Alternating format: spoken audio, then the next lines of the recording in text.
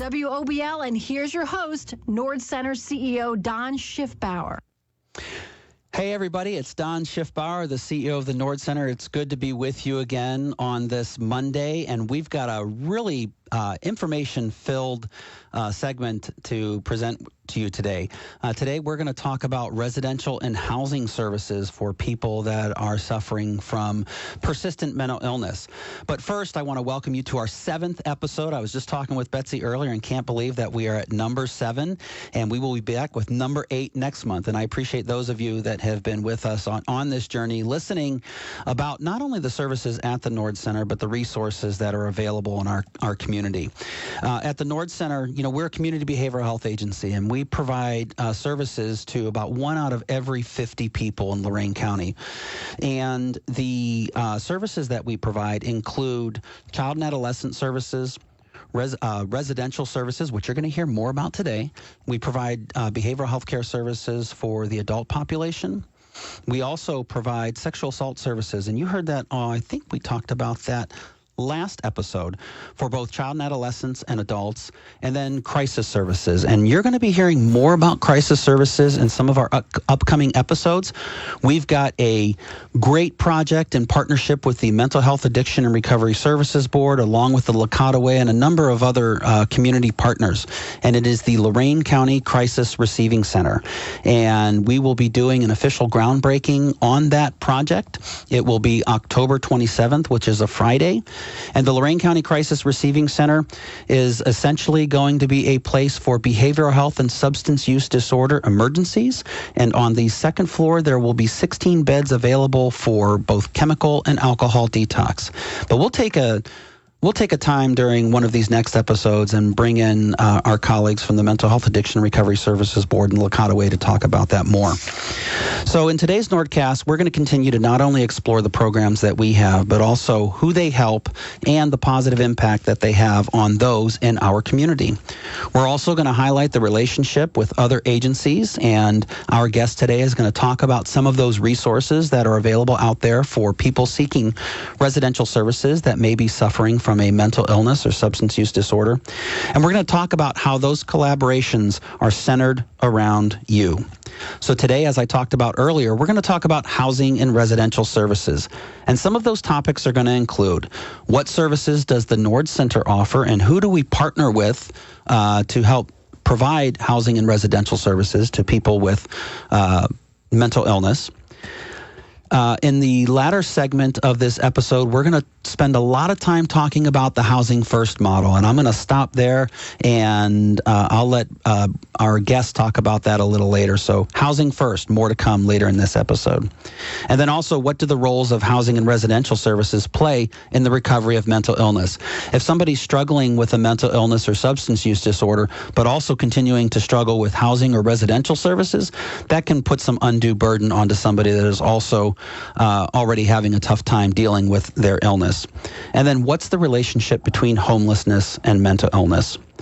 Mental illness is often the main focus of our agency and often an issue for homelessness, and comes up when people discuss their mental illness. And there are some truths and there are some myths in this area, both of which we are going to explore with you today. And our guest, Bradie Williams, our Director of Residential Services at the Nord Center.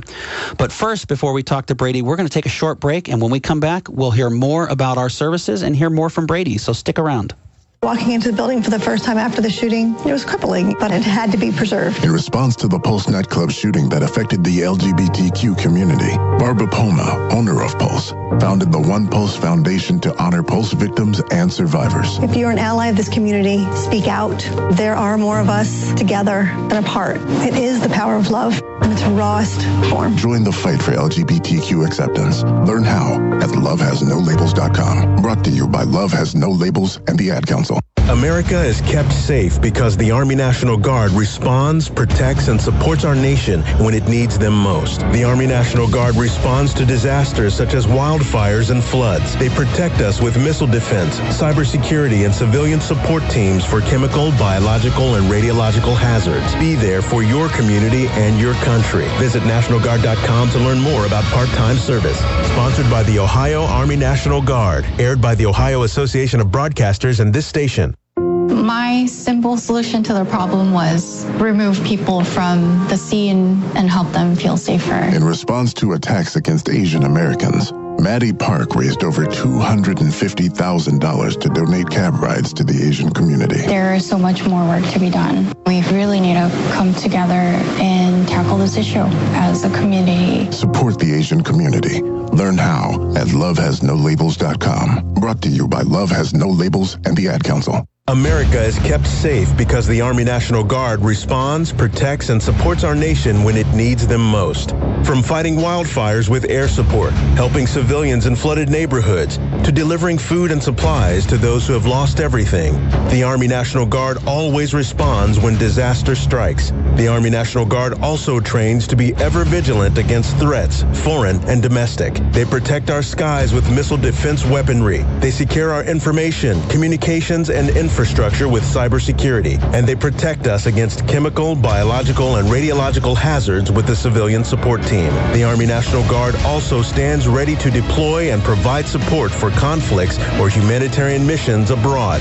Join the Army National Guard and be there to respond, protect, and support your community and your country. Visit NationalGuard.com to learn more about part-time service. Sponsored by the Ohio Army National Guard. Aired by the Ohio Association of Broadcasters and this station.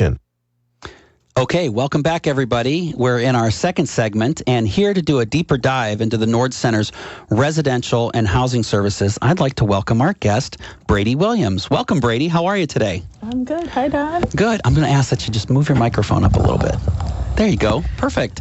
Welcome to the NordCast. Why don't you do us a solid and tell the listeners a little bit about yourself, your background, your certification, your role at the Nord Center, and a little bit about the residential services. Sure. My name is Bradie Williams. I am the Director of Residential and Housing Services at the Nord Center. I am a licensed independent social worker with a supervisory designation. And so I provide direction and support to our staff and residents in our residential and housing services department. And I guess, do you want to explain more about what that means, or will we dive into that later? I think sometimes we hear about, I'm a licensed independent social worker, I'm a licensed professional clinical counselor. Can you tell our audience a little bit about what's involved in becoming a licensed independent social worker? Sure. So school. So lots of school. Lots of it. So independent social workers are required to have a master's degree. So I have a MSW, which is a master's in social work. I then completed 2 years postgraduate study work in order to become an independent social worker, and then the supervisory designation that comes with just continued education. So the supervisory designation allows me to support other social workers on their path to becoming independent. Oh, awesome. Well, thank you for that information. How long have you been at the Nord Center now? I hit my 1 year in August. Yay! All right. Congratulations. Well, I'll tell you what. Thank you for sharing with the audience a little bit about yourself, but we're going to get right into the questions. So the Nord Center, as you know, and some of our audience knows, is one of the largest providers in housing for people with mental illness in Lorain County. So can you tell us a little bit about the scope of operations? You know, what are housing services, and how many people does the Nord Center serve through not only its residential services in the buildings that you and I know, but also how we work as how we act as a resource to provide housing services for those getting housing that may not be residing in a Nord Center facility. Definitely. So there are a few pathways where we provide services to residents or clients of the Nord Center. So one of those is through our group homes. So we have 4 group homes with Nord. One is a co-ed, So we have a co-ed facility in North Ridgeville, men and women. We have 2 adult male, all of our group homes, all of our housing services, we service adults. So those are individuals age 18 and over. So like I said, we have our co-ed group home. We have 2 adult male group homes, and then we have a female-only group home. So 4 group homes within Lorain County, in North Ridgeville, Lorain. in the city of Lorraine. We also have several sites, as we refer to them. So sites are independent living apartments where we provide wrap-around services, as we call them. So wrap-around, just think of it like a tight hug. So we're wrapping support around individuals while they work to maintain independent housing. So a wraparound service, so somebody that needs housing may also need help with transportation. Right. Or may need help with, if they're going to an independent apartment, may need help with first month's rent or security deposit. Those are the types of wraparound services you're referring to? Yes, and we have an additional service that we provide in the housing portion of our residential, where we provide financial assistance to individuals. So we provide case management, transportation, assistance with receiving benefits such as Social Security or food stamps, things that are essential for our clients to be successful on their own in the community. And as I understand it, the facilities that the Nord Center operates, you talked about the co-ed facility, but the co-ed facility is really, it's a facility with a number of individual living apartments in it. So it's not as though co-eds are sharing the same community bathroom. They have their own bathroom, a little kitchenette, their own bedroom. So, and then the congregate group homes are basically separate bedrooms for each of the residents, correct? Yes, there are approximately 1 or 2 shared bedrooms. However, the majority of the residents have their own room. There are some shared rooms, and those individuals pay half the rent. Yep, and then we do have some facilities where it's their own individual apartments as well. Yes, definitely. Okay, can you talk to a little bit about the services that we provide in the residential setting? Actually, I'll tell you what, let's come back to that after the break, and we'll talk a little bit about what types of services and support are in the group home settings. So thank you, Bradie. Stick around, everybody. We'll be right back. When it comes to a gun suicide attempt, all it takes is a moment. My son, Ricky, took his life by the use of a firearm. It broke me, and I contemplated suicide. My grandson, I was going to have to be here for him. I still own my firearm. I keep it in a safe because I want to keep my grandson and myself safe. Store your guns, locked, unloaded, and away from ammo. Hear more safe stories at endfamilyfire.org. Brought to you by Bradie and the Ad Council. When it comes to a gun suicide attempt, all it takes is a moment. Heather and I had an argument just like any other couple. I was lost. I had snapped. I had a gun, and I was going to take my own life. Heather helped me realize that there was still a life to live for the better of myself, my family. My weapon is now safely put away. A moment of crisis can happen to anyone. Store your guns, locked, unloaded, and away from ammo. Hear more safe stories at endfamilyfire.org. Brought to you by Bradie and the Ad Council. Walking into the building for the first time after the shooting, it was crippling, but it had to be preserved. In response to the Pulse nightclub shooting that affected the LGBTQ community, Barbara Poma, owner of Pulse, founded the One Pulse Foundation to honor Pulse victims and survivors. If you're an ally of this community, speak out. There are more of us together than apart. It is the power of love in its rawest form. Join the fight for LGBTQ acceptance. Learn how at lovehasnolabels.com. Brought to you by Love Has No Labels and the Ad Council. America is kept safe because the Army National Guard responds, protects, and supports our nation when it needs them most. The Army National Guard responds to disasters such as wildfires and floods. They protect us with missile defense, cybersecurity, and civilian support teams for chemical, biological, and radiological hazards. Be there for your community and your country. Visit NationalGuard.com to learn more about part-time service. Sponsored by the Ohio Army National Guard. Aired by the Ohio Association of Broadcasters and this station. Hey, thanks for sticking around, everybody. We're going to continue our conversation with Bradie Williams, our Director of Residential Services at the Nord Center. And you heard Bradie talk about the types of residential services that we offer, from a co-ed facility to a all-male and all-female, both congregate living homes, which is where they share the same living space, the living room and the kitchen and some community bathrooms, to independent apartments. But Bradie, I want you to talk a little bit about the environment within the group homes. I think some of our listeners may be wondering, okay, we've got housing facilities for people with mental illness, but what types of services do they get, and why does a congregate living home or an independent facility where there's Nord Center support for these clients, why and what does that look like? So thinking about our group homes, in particular, our single site, like Don explained, our North Ridgeville group home is a little different. Each person residing there has their own apartment kind of suite. But if you think about our other 3 group homes, those are our more traditional group homes, and they're houses. They have their bedrooms, they have bathrooms, dressers. It's their home, and that's what I always want to emphasize with people. This is their home. They reside here. They sleep there. They eat there. So we provide 3 full meals. Breakfast, lunch, and dinner. Home cooked, I may add. We have some great cooks. And I have smelled some of the meals. They smell pretty good. Really good. Yeah. I learned how to make gravy from scratch from our wonderful Kathy there. So they have their own bedrooms.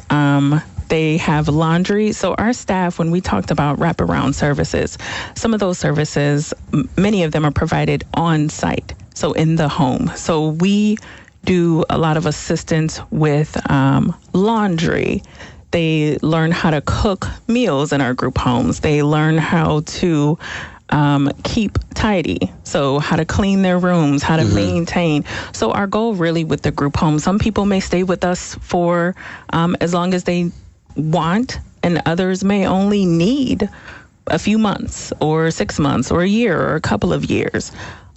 They may leave us and, pick up those independent living skills. And that's what we want. So when you think of independent living skills, those are the things that you do every day at your home.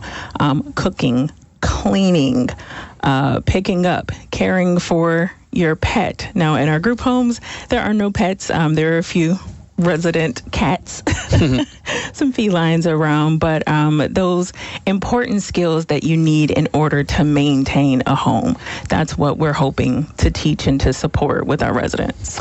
Yeah, I tell you, some of the stuff that we, do as second nature, and I know some of our listeners are probably thinking, boy, I might be able to use a little help with cooking and cleaning in the house. But this is, we know that the people that live there are all, they struggle with mental illness. And I think the point you brought up, that how long are they going to be there? I think some people think that, okay, well, you'll go to a group home and you'll stay there for a few months and you'll get better.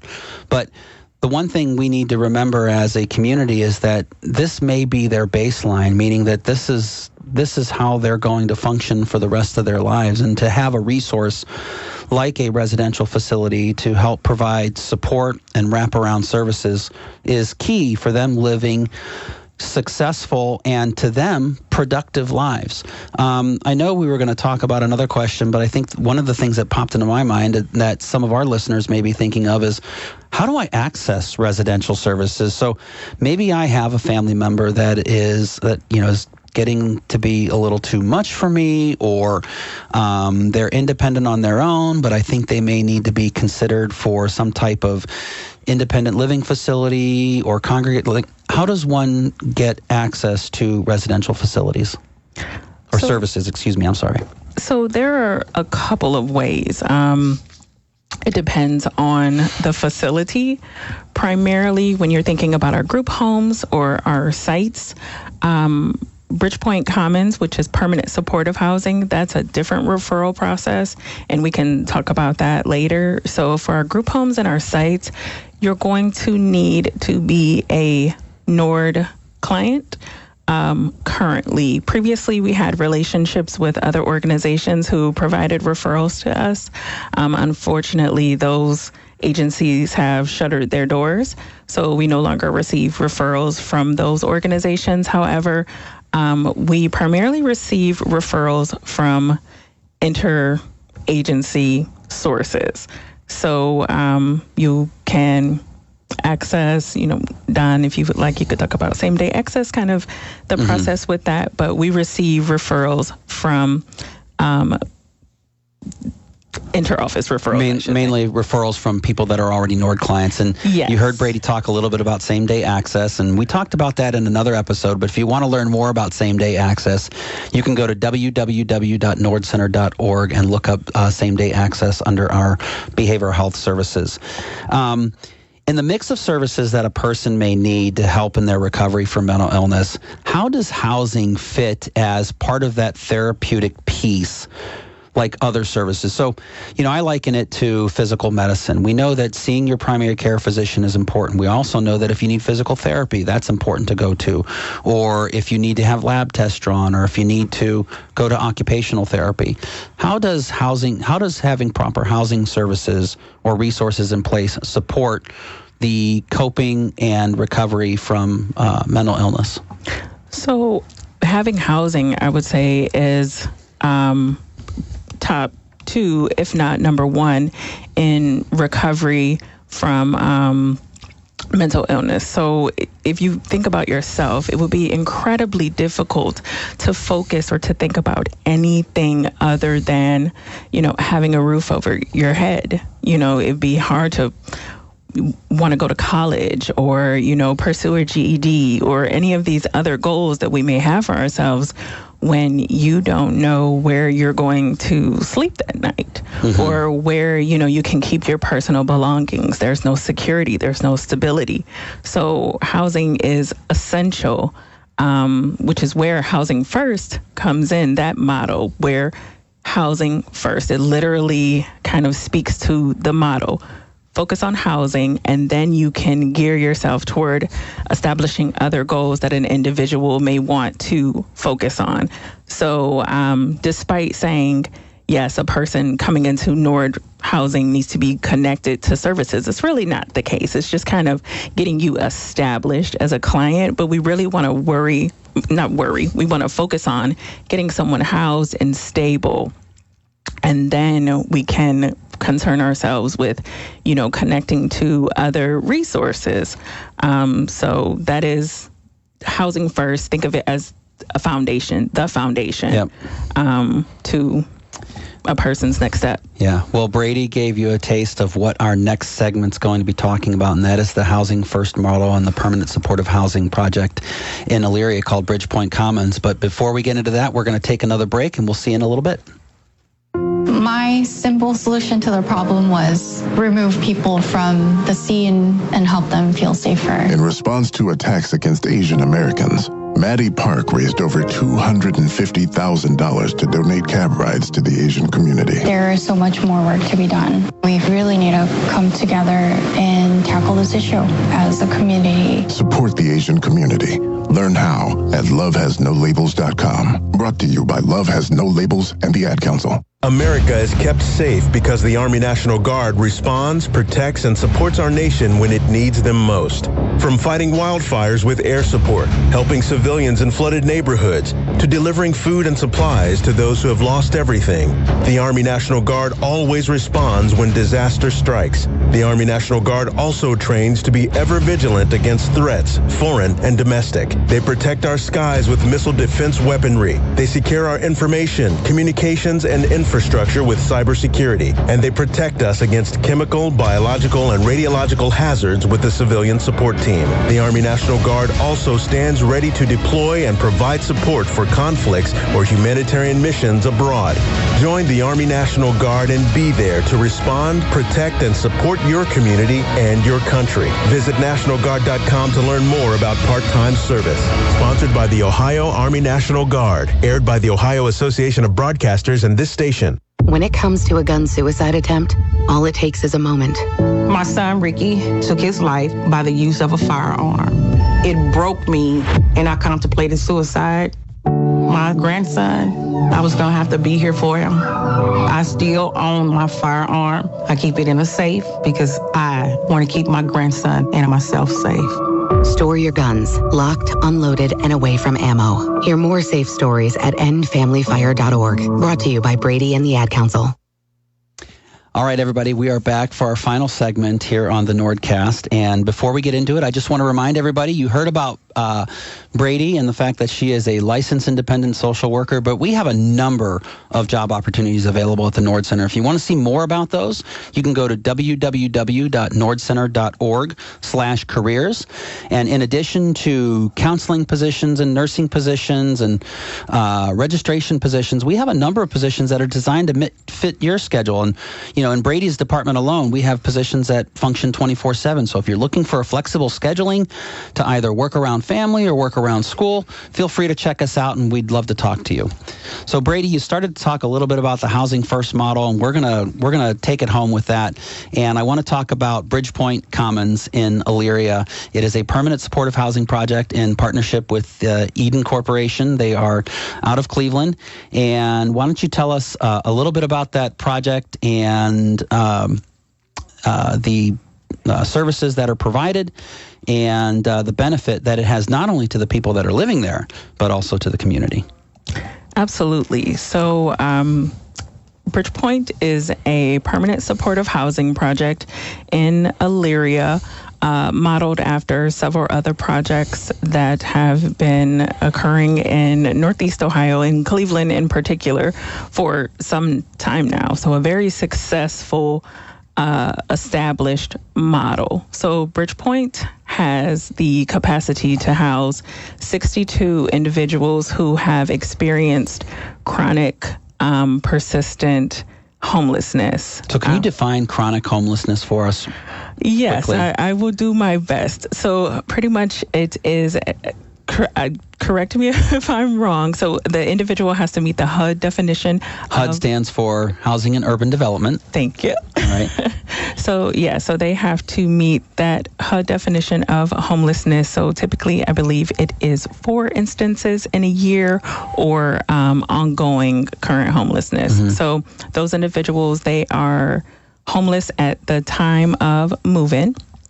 They have to go through coordinated entry. So coordinated entry is a fabulous resource, very important in Lorain County. So if someone is experiencing homelessness or needs assistance, coordinated entry is going to be that first step.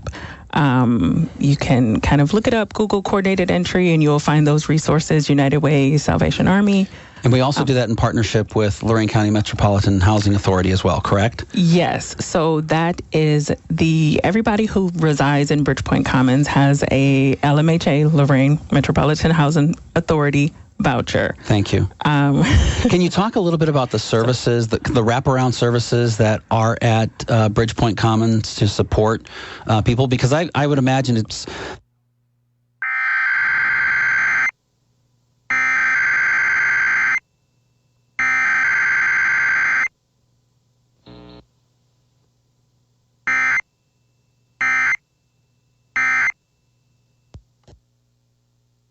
So not only do you have the stress of, dealing with a mental illness, but you also have the stress of now having your own bed, your own place to call your own, and you're now living in close proximity to 62 other people. So talk a little bit briefly about the resources that are available for the residents of that apartment complex. Yeah, so Bridgepoint Commons, Eden provides the property management services and Nord provides the social services, and we have those social services in-house. So we have case managers on site, also another licensed independent social worker who is there, who is a supervisor of those case managers. And so we also have a food pantry. So we assist And that's in partnership with Second Harvest, correct? It is in partnership with Second Harvest. So we are a fully operating food pantry that was established by that manager there. So we provide, like I said, case management. So what happens is once a person is housed, we follow housing first. So the first goal is to get them housed.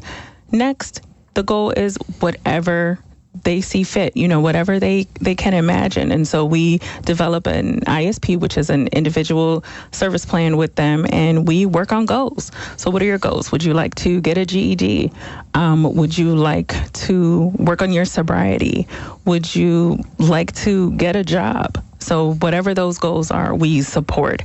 We assist residents with establishing income. So as previously mentioned, Social Security, SSI, whatever it may be. Really, the sky is the limit, because once they're housed, like I said, they can focus on all of those other dreams or goals that they may have had that they just couldn't even think about, because all they could think about was where they were going to sleep that night. Boy, I'll tell you, thank you very much for sharing that information. I'm thinking back to my Psych 101 classes and Maslow's hierarchy of needs and food, water, and shelter, some of those basics.